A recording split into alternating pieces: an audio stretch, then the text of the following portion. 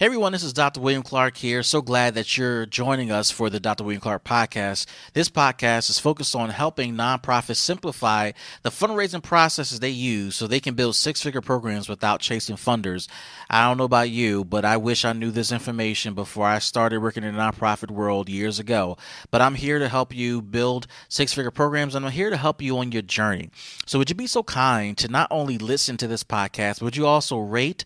Would you also subscribe? Would you also comment on this podcast wherever you're listening? And lastly, would you also be kind enough to share this podcast with a friend or a colleague who you believe can benefit from the content we're sharing? Now, we are here to help and support you on this journey, and I believe that we have some resources that can help you quite a bit. So go ahead, like, comment, subscribe, and share this podcast. Now, let's jump into our show. Hey everybody, this is Dr. William Clark, and excited to be with you this morning. This is the Dr. William Clark podcast. This is also the Nonprofit Funding Tips Club here in Clubhouse, and this is where we come together to talk about all things nonprofit fundraising and everything in between. And our goal is to bring all of our partners and friends, our colleagues, and those who are interested up to speed with raising money for their worthy cause and to simplify their fundraising approaches so that they're not chasing funders, but they're actually pursuing the right partners, the right relationships that make the most sense for their worthy cause. And so super excited to be with you this morning, or today rather. And I want to talk about, we're in this ongoing thought around multiplying profits for the cause, right? And the multiplication of profits is super important for every organization, all right? It's super important for every organization because without the revenue coming in, the profits of the work, how can you serve your customers? And this is super, super important for the newbies who are listening to this particular talk, podcast, whatever you want to call it. It's super important that you embrace the idea of making money for the nonprofit. And of course, there are the traditional ways most people think about when we talk about grants and all that other good stuff. But we cover a lot more than just grants when it comes to revenue generation. And so this is why we're talking about multiplying profits for the cause. If you are not generating profits for your organization or revenue for your organization, then who will? The last thing I'll share before I jump into today's topic is this. That while in the category or the IRS category, it's defined as a nonprofit. Let me be super clear about this, guys.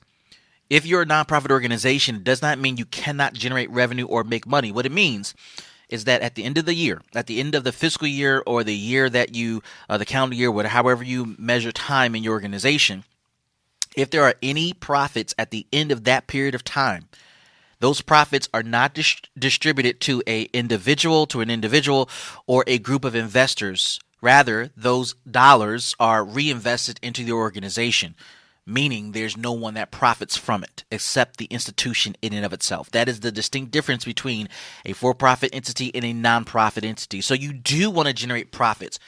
You do want to generate revenue for your worthy cause so that the organization has sustainability, so that it has the ability to be around for years to come. And so with that being said, we're talking about multiplying profits for the cause here. I want to specifically jump into this idea around generating earned income. How do you do that? And why is it important for your nonprofit organization? And my hope is that you are going to connect with this particular information. So stay tuned, sit tight, and in a minute after we cover all of the relevant information here under this topic, we're going to invite a couple folks to the stage to carry on the conversation. For the podcast listeners, you will not be able to hear the conversation, but if you ever want to be a part of the live conversation, just follow us on Clubhouse, and we'll be glad to have you in our club. So let's talk about earned income. Super, super, super, super important.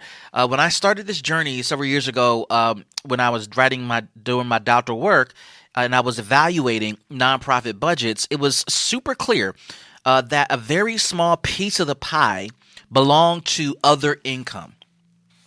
So you have large portions of the revenue pie for a nonprofit that's designated for contracts and grants and things of that nature, which obviously makes a ton of sense. You definitely want to focus on things that are going to bring in the big bucks. So your city, state, and federal contracts are super huge. Within the average nonprofit budget, there was about 5 to 6% of the revenue that was designated for or came from other income. This includes events, earned income, things of that nature. And rightfully so, right? We talked about in a previous episode how events really are not a sustainable way of supporting your nonprofit organization. At the end of the day, excuse me, guys, at the end of the day, you're going to have to diversify your revenue sources so that you can support the work. And events are not going to do that for you. All right? Let's be super clear. Events are not going to do that for you. So you're going to have to reevaluate how you look at revenue coming into your organization. So where does earned income come into this particular story? How does it come in?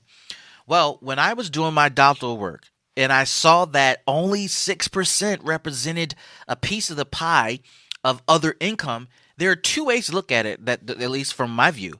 One way was to look at it as, okay, if I'm a nonprofit leader or I'm consulting other nonprofit organizations, do I advise them to avoid that type of revenue from other, or do I encourage them to not bank on that?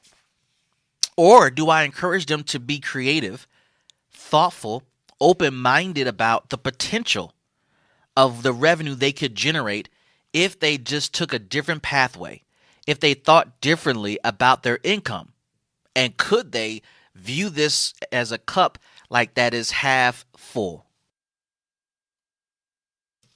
So that's super important. Two distinct perspectives, two different philosophies, and at the end of the day, you as a leader have to pick one.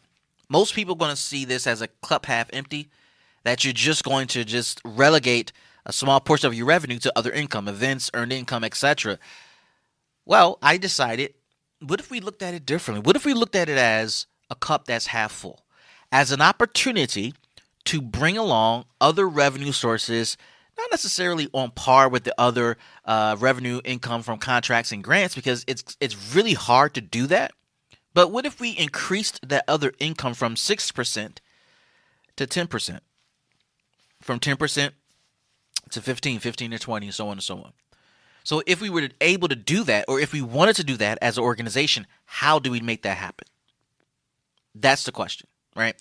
And so there's a philosophy that I put together called sustainable. How do you sustain a faith-based and nonprofit organization?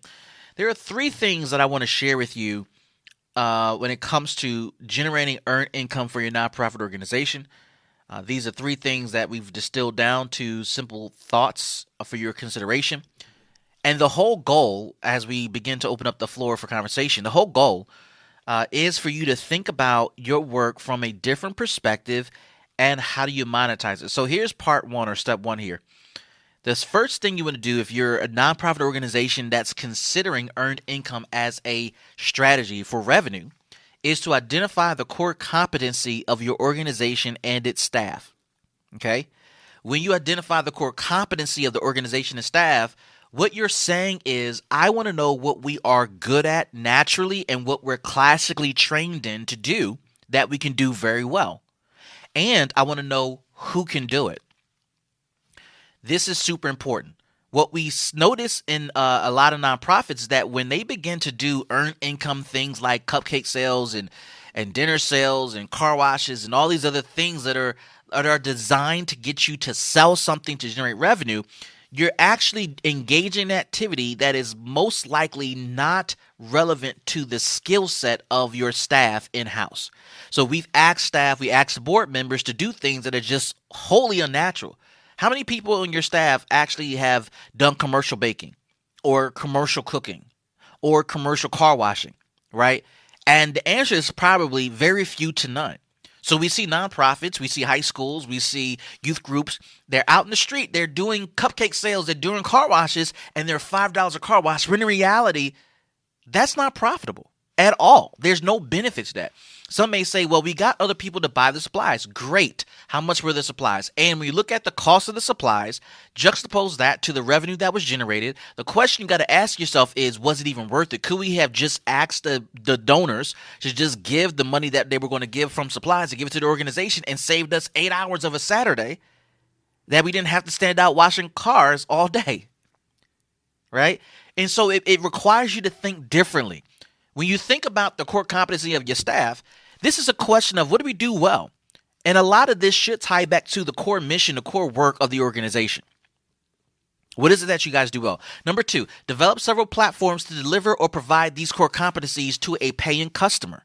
In many cases, if you look at what your mission is or what your organization was created to do, it is more likely that you can monetize that very thing to a paying customer. Here's a great example. You have a youth serving organization who receives grants and contracts from their city and state, and then they get grants from private foundations to serve a certain youth population. Great, right? They're known for that. Cool. Now, the question is, how do you monetize that? Is there a way to monetize that? Here's a good idea for you or for someone.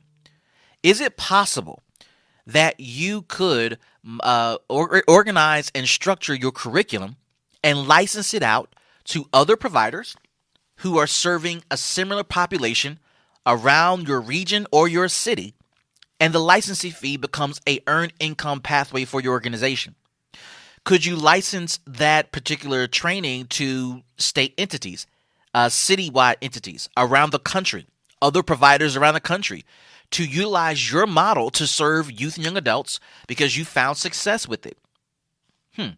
Could you provide training and certification to people who want to become known as a certified provider or certified trainer in your methodology?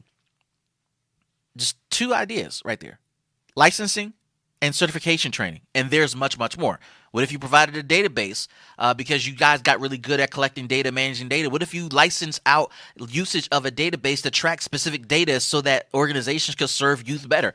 Look, I can go on and on and on. Do you get the point here? That you're monetizing what you're really good at, which is youth services. And there are so many components to youth services. It's not just the service to the youth or the mentoring. It's everything around it that makes you an expert, makes your organization, your staff, your board, your supporters, your stakeholders an expert. So when we talk about identifying core competencies of your organization, you want to think about things that you guys do really, really well. Again, to develop several platforms to deliver those competencies to a paying customer. And lastly, if necessary, identify staff to manage and grow those various books of business. Staff ultimately tell you by their actions, their enthusiasm, their interest that they're really interested in and good at a particular thing within this particular mechanism. So you may have staff who are really good at recruiting youth, speaking to youth, case managing youth, retaining youth, training youth, placing youth, supporting youth, etc. You have people who are really good at curriculum design for youth, but not that good at teaching youth. You have people who are good at data collection, information technology design around youth, but not really good at engaging with youth, so on and so on and so on, right? So from that one core mission of serving youth are multiple competencies, skill sets, and professions that feed into the machine that you've created with your nonprofit organization.